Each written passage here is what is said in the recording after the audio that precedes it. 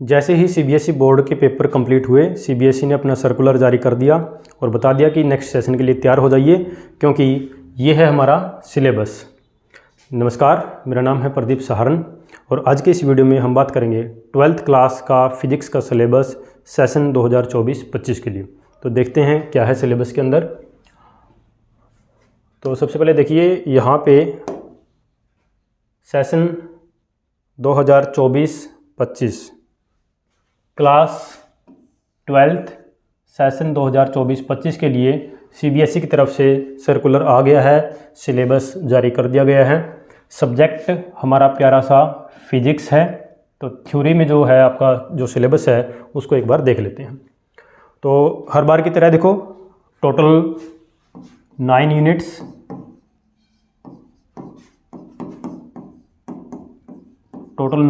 हैं। इस बार भी वही है बिल्कुल, यानी कि इससे जो प्रीवियस सेशन था 2023-24 के लिए जो था वही 24-25 में भी मैंने जो सिलेबस देखा है तो ऑलमोस्ट सेम है, बहुत ज़्यादा डिफरेंस इसके अंदर नहीं है। टोटल 9 यूनिट्स हैं और थ्योरी का जो पेपर है वो आपका 70 मार्क्स का आता है, प्लस 30 मार्क्स प्रैक्टिकल के होते हैं। इस तरह से टोटल आपका 100 मार्क्स का ये सब्जेक्ट बनता है। पेपर जो आएगा 3 आवर्स का आपके पास टाइम होता है पेपर को करने का। एक बार जल्दी से देख लेते हैं क्या कुछ है सिलेबस के अंदर। देखिए, तो सबसे पहली यूनिट इलेक्ट्रोस्टैटिक्स वही है। इसके अंदर आपने इलेक्ट्रिक चार्जेस के बारे में हम पढ़ेंगे। इलेक्ट्रिक चार्ज क्या होता है, इलेक्ट्रिक फील्ड क्या होता है, इलेक्ट्रोस्टैटिक पोटेंशियल चैप्टर जो इसके अंदर जो दूसरा चैप्टर है, इलेक्ट्रोस्टैटिक पोटेंशियल एंड कैपेसिटेंस के बारे में हम पढ़ेंगे।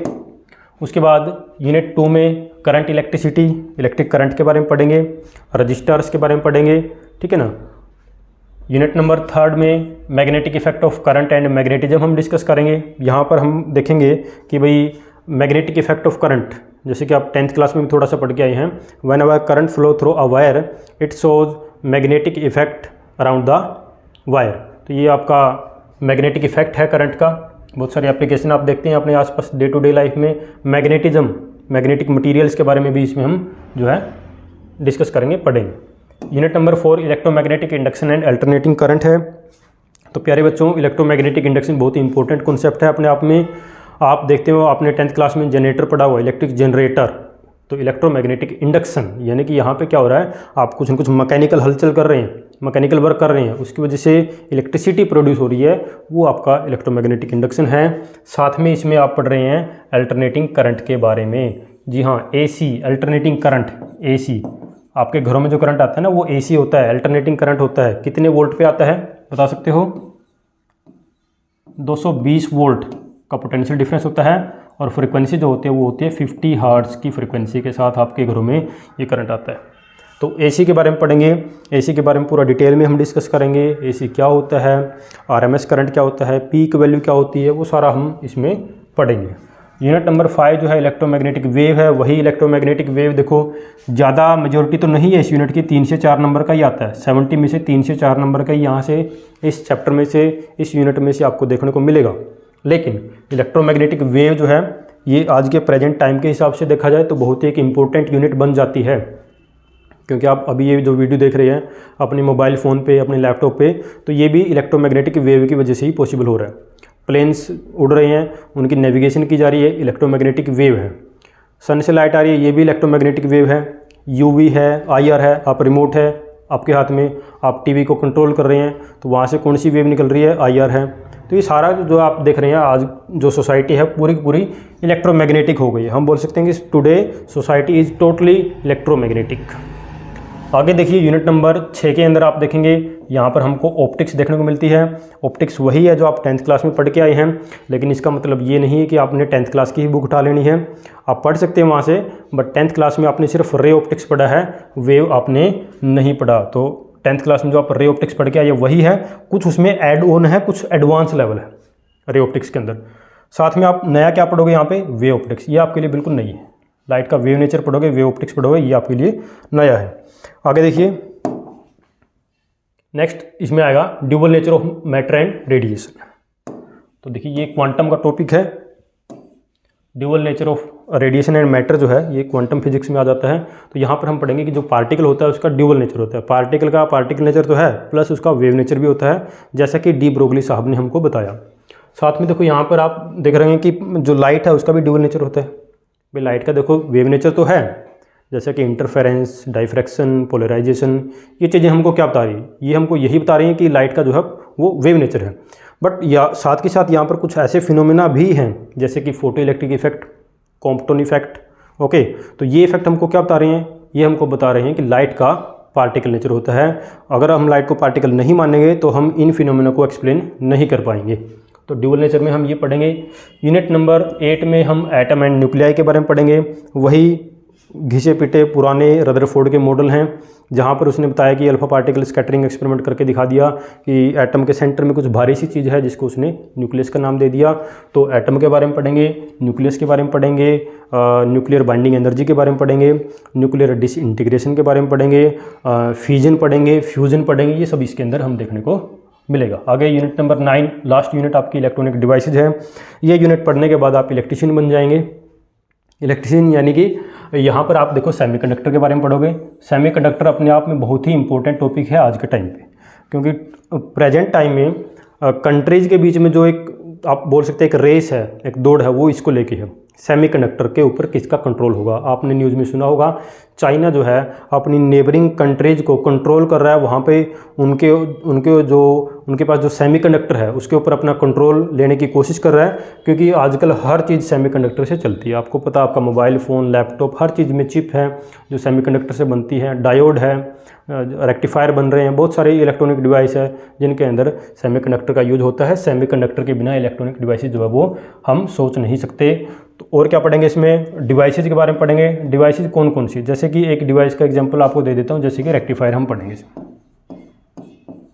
हम इसमें प्यारे बच्चों रेक्टिफायर पढ़ेंगे। रेक्टिफायर आपको पता होगा, देखिए रेक्टिफायर इसके अंदर पढ़ेंगे। रेक्टिफायर क्या होता है, कि इलेक्ट्रॉनिक डिवाइस होती है जो क्या करेगी, एसी को डीसी में बदलने का काम करता है। इसके अंदर डायोड लगाई जाती हैं, एक डायोड लगा दी, दो लगा दी थी, वो डायोड पे डिपेंड करेगा कि रेक्टिफायर कैसा बन रहा है। ठीक है, तो सिंपल सर्किट्स वगैरह इसमें हम पढ़ेंगे। थोड़ा सा और इसको देख लेते हैं आगे डिटेल में। सिलेबस क्या है देखो, जैसे कि इलेक्ट्रोस्टैटिक्स यूनिट नंबर 1 है। क्या पढ़ोगे इसमें आप पढ़ोगे चार्ज के बारे में। तो चार्ज पढ़ लोगे आप, चार्ज क्या होता है। उसके बाद चार्ज की प्रॉपर्टी आ गई, कंजर्वेशन ऑफ चार्ज। जिस चार्ज आपको पता ही होगा भी चार्ज क्या है, इलेक्ट्रिक चार्ज क्या है, एक प्रॉपर्टी है। जब कोई पार्टिकल या बॉडी इसको एक्वायर कर लेती है तो इलेक्ट्रिक फोर्सेज एक्सपीरियंस करने लग जाती है, या फिर वो अपने आसपास एक इलेक्ट्रिक फील्ड बना लेती है, उसको हम चार्ज बोलते हैं। चार्ज के आगे बहुत सारी प्रॉपर्टीज होती है, जैसे कि कंजर्वेशन की प्रॉपर्टी।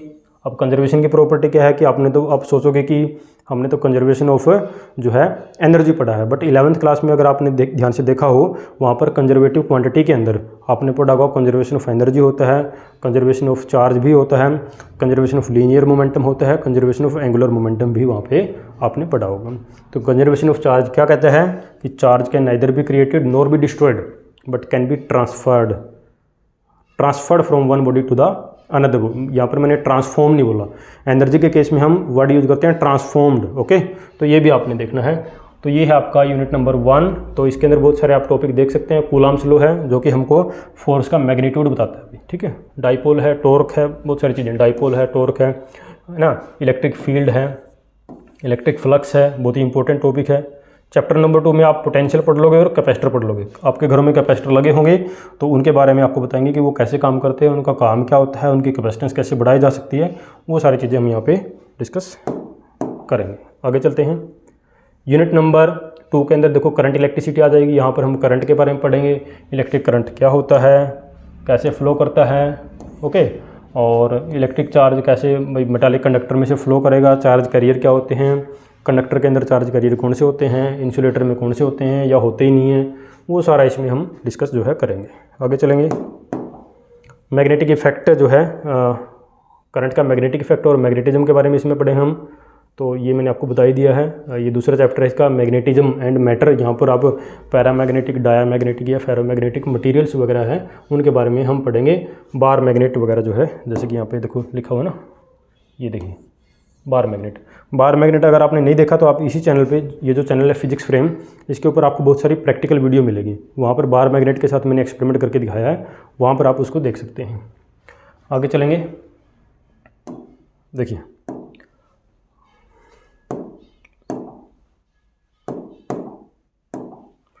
आगे है यूनिट नंबर 4 है इलेक्ट्रोमैग्नेटिक इंडक्शन। जैसा देखो अभी मैंने आपको बताया था कि इंडक्शन इसमें हम पढ़ेंगे, भाई इंडक्शन क्या होता है, इलेक्ट्रोमैग्नेटिक इंडक्शन क्या होता है, कैसे करंट को इंड्यूस करवाया जा सकता है। फैराडे के कुछ एक्सपेरिमेंट थे, हेनरी के कुछ एक्सपेरिमेंट थे, लेंज ने अपना कुछ उसमें मॉडिफाई कर दिया था, वो सारा इसके अंदर हम पढ़ेंगे। अल्टरनेटिंग करंट AC के बारे में भी हम इसके अंदर जो है वो पढ़ेंगे। उसके बाद आगे है यूनिट नंबर इसी यूनिट का चैप्टर 7 है अल्टरनेटिंग करंट AC के बारे में पढ़ेंगे। देखो जैसा मैंने आपको बताया था वही चीज़ इसके अंदर हम क्या AC पढ़ने वाले हैं।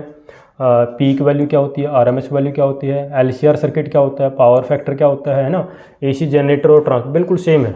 इस सेशन में जो सिलेबस था ये नेक्स्ट सेशन में 24-25 में बिल्कुल आपको सेम देखने को मिल रहा है यहाँ पे, ठीक है। यूनिट नंबर 5 अभी हमने बताया था इलेक्ट्रोमैग्नेटिक वेव हम पढ़ेंगे। उसके बाद है ऑप्टिक्स आ जाता है आपका यूनिट नंबर 6 के अंदर। ऑप्टिक्स में देखो क्या कुछ पढ़ना है, काफ़ी लेंथी यूनिट होती है ये ऑप्टिक्स वाली, ठीक है। ये यूनिट करवाने में बहुत टाइम लगता है। और ऑप्टिक्स देखिए इसमें 2 पार्ट में होगी, 2 चैप्टर, जैसे एक आपका रे ऑप्टिक्स होता है, एक वे ऑप्टिक्स होता है, ठीक है।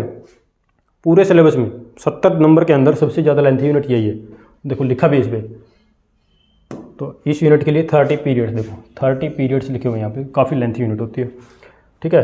तो इधर तो 30 लिखे हैं, लेकिन जब क्लास में करवाई जाती है तो 1.5 महीना लग जाता है, कम से कम 1 महीने से ऊपर ही टाइम लगता है इसमें, ठीक है। तो रे ऑप्टिक्स है और वे ऑप्टिक्स है। तो क्या कुछ पढ़ने वाले हैं, देखो रे के अंदर तो आपने जो 10th क्लास में पढ़ गए यहाँ पर रिफ्लेक्शन पढ़ोगे, रिफ्रैक्शन पढ़ोगे, रिफ्लेक्टिंग सरफेस पढ़ोगे, रिफ्रैक्टिंग सरफेस पढ़ोगे, ऑप्टिकल इंस्ट्रूमेंट पढ़ लोगे, टेलीस्कोप पढ़ लोगे, ये देखो लिखा है इसमें। आप माइक्रोस्कोप पढ़ लोगे आप इसमें, ठीक है ना, टेलीस्कोप पढ़ोगे और उनका जो है मैग्नीफिकेशन पढ़ोगे। ये सारा जो है इसी सेशन में बिल्कुल सेम था। तो ये नेक्स्ट सेशन के लिए भी एज इट इज जो है इन्होंने रखा है। वे ऑप्टिक्स आपके लिए नहीं है, जिसमें आप लाइट पढ़ोगे। लाइट जो है उसका वेव नेचर होता है, हाइगन्स प्रिंसिपल क्या होता है, वेवलेट्स क्या होते हैं, ये सारा हम इस यूनिट में डिस्कस करेंगे। आगे चलेंगे। नेक्स्ट जो है आपका dual nature of matter and radiation. जैसे मैंने बताया था यहाँ पे एक क्वांटम फिजिक्स का पार्ट है, ड्यूअल नेचर पढ़ेंगे। पार्टिकल का भी ड्यूअल नेचर है, पार्टिकल भी दोहरा व्यवहार करता है। जैसे कोई पर्सन है उसका नेचर कभी एक तरह का होता है, अगले टाइम उसका दूसरे तरह का होता है, कुछ वैसा ही है। पार्टिकल जो होता है वो कभी पार्टिकल की तरह बिहेव करता है, कभी वो आप मानोगे वेव की तरह बिहेव करता है। लाइट जो है उसका वेव नेचर भी है और उसका पार्टिकल नेचर भी है, जैसा कि मैंने आपको बताया था कि फोटो इलेक्ट्रिक इफेक्ट और इधर इंटरफेरेंस। यूनिट नंबर 8 में आप पढ़ोगे एटम एंड न्यूक्लियाई के बारे में। एटम जैसे मैंने बताया था, एटम्स क्या होते हैं, क्या किस तरह से उनका जो कंपोजिशन क्या होता है, भाई सेंटर में एक न्यूक्लियस होता है, न्यूक्लियस की कंपोजिशन क्या होती है, वो सारा इस यूनिट के अंदर हम जो है पढ़ेंगे। यूनिट नंबर लास्ट यूनिट देखिए, यूनिट नंबर 9 है इलेक्ट्रॉनिक डिवाइसेज। इलेक्ट्रॉनिक डिवाइसेज के अंदर आप सेमीकंडक्टर के बारे में पढ़ोगे। यहाँ पर आप सेमीकंडक्टर के बारे में पढ़ोगे, ये देखो ये सेमीकंडक्टर है। एनर्जी बैंड के बारे में पढ़ोगे। देखो मटेरियल जो होता है, जैसे कि मान लीजिए कंडक्टर है, इंसुलेटर है, सेमीकंडक्टर है, और आजकल तो एक और मटेरियल की बात होने लग गई है, जैसे पढ़ते हैं हम सुपर कंडक्टर। तो इनको किस बेस पे हम कैटेगराइज करेंगे, अलग अलग बेस होते हैं। एक तो चार्ज कैरियर के बेस पे, इसमें चार्ज कैरियर क्या है, इसमें क्या है, इसमें क्या है। और दूसरा तरीका है कि एनर्जी बैंड डायग्राम, कि इसके अंदर एनर्जी बैंड गैप कितना है, इधर वाले में कितना है और इधर वाले में कितना है। तो कुछ तरीके होते हैं, कुछ मेथड्स होते हैं जिनके बेस पे हम इनको डिफ्रेंशिएट करते हैं। इंट्रिंसिक और एक्सट्रिंसिक सेमीकंडक्टर भी इसमें हम पढ़ते हैं। इंट्रिंसिक माने प्योर, बिल्कुल प्योर सेमीकंडक्टर, कोई मिलावट नहीं है। एक्सट्रिंसिक मीन्स मिलावट है, इम्प्योर है। देखो वैसे आप मार्केट में मिठाई की दुकान पे जाते हैं, वहाँ से आप मिठाई लेके आते हैं, तो हम क्या चाहते हैं कि वो बिल्कुल प्योर होनी चाहिए, मिलावट नहीं होनी चाहिए। बट सेमीकंडक्टर के केस में ऐसा नहीं है। आप दूध में मिलावट आप पसंद नहीं करोगे, आप मिठाई के अंदर मिलावट पसंद नहीं करोगे, बट सेमीकंडक्टर में मिलावट अच्छी चीज़ है। क्यों है अच्छी? क्योंकि इससे क्या होता है, मिलावट करने से आप जो है सेमीकंडक्टर के कुछ फीचर चेंज हो जाते हैं, उसकी कैरेक्टरिस्टिक्स बदल जाती है, उसकी कंडक्टिविटी बढ़ जाती है। ओके, तो उसको हम अलग अलग जो है डिवाइस के अंदर अपने पर्पज़ के हिसाब से जिस तरह का हमको यूज करना है उसका, उस तरह से हम उसको जो है यूज कर पाते हैं। तो ये काफ़ी इसमें अच्छी चीज़ है। तो इसके बारे में हम पढ़ेंगे। डायोड के बारे में हम पढ़ेंगे, जैसे मैंने आपको बताया था डायोड जो होती है पीएन जंक्शन डायोड, तो इसके बारे में हम पढ़ेंगे। बहुत ही इंपॉर्टेंट एक इलेक्ट्रॉनिक कंपोनेंट होता है ये भी। तो डायोड कैसे काम करते हैं, फॉरवर्ड बायस कैसे होता है, रिवर्स कैसे, तो वो सारा इसमें हम जो है डिस्कस करेंगे। तो ये था आपका 12th क्लास का 2024-25 का सिलेबस। अब देखिए अब जो भी बच्चे 12th क्लास में हैं, जो भी 12th क्लास में हैं और वो तैयारी करना चाहता है, फिजिक्स, केमिस्ट्री, मैथ, कोई भी सब्जेक्ट आपका है, तो ऑफलाइन बैच हम स्टार्ट कर रहे हैं यहाँ पे 1 अप्रैल से, 1 अप्रैल से ऑफलाइन बैच जो है हमारे सेंटर पे हम शुरू कर रहे हैं। ऑनलाइन नहीं है, ऑफलाइन बैच होगा।